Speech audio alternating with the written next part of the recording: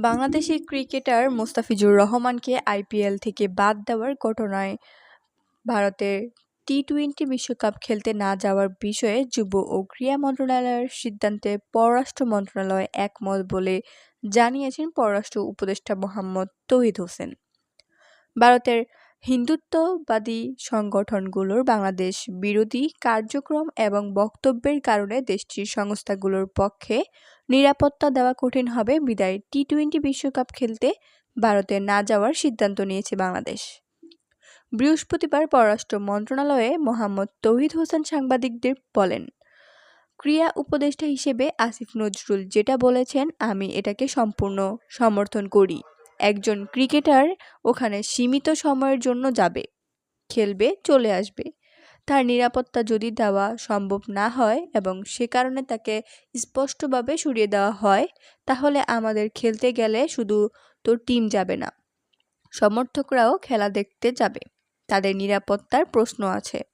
আমরা কি করে বিশ্বাস করব তারা নিরাপদে থাকবে? তিনি আরও বলেন, বর্তমান পরিস্থিতি বিবেচনায় ভারতীয় কর্তৃপক্ষের পক্ষে যথাযথ নিরাপত্তা দেওয়া কঠিন হবে। সেই হিসেবে আমরা সিদ্ধান্ত নিয়েছি আমরা বিশ্বকাপ খেলব, তবে ভারতের বাইরে খেলব। ভারত থেকে তেল ও চাল আমদানি অব্যাহত রাখার বিষয়ে এক প্রশ্নের জবাবে তিনি সরকার নিজের স্বার্থকে ক্ষুণ্ণ করবে না এবং বাংলাদেশি নাগরিকদের নিরাপত্তাও সর্বাধিক গুরুত্বপূর্ণ। তিনি আরও বলেন, যদি চাল আমদানি আমাদের স্বার্থে হয়, বিশেষ করে যদি তা কম দামে পাওয়া যায় এবং দেশের জন্য প্রয়োজন হয়, তাহলে আমি এতে কোনো সমস্যা দেখি না। আরেক প্রশ্নের জবাবে উপদেষ্টা বলেন, নিরাপত্তাজনিত কারণে ভারতে বাংলাদেশের ৩টি কূটনৈতিক মিশন অফিসে ভিসা প্রদান সাময়িকভাবে বন্ধ রয়েছে। পাকিস্তান থেকে যুদ্ধবিমান কেনার বিষয়ে প্রতিবেদন প্রসঙ্গে তৌহিদ হোসেন বলেন, এটা নিয়ে কথাবার্তা চলছে।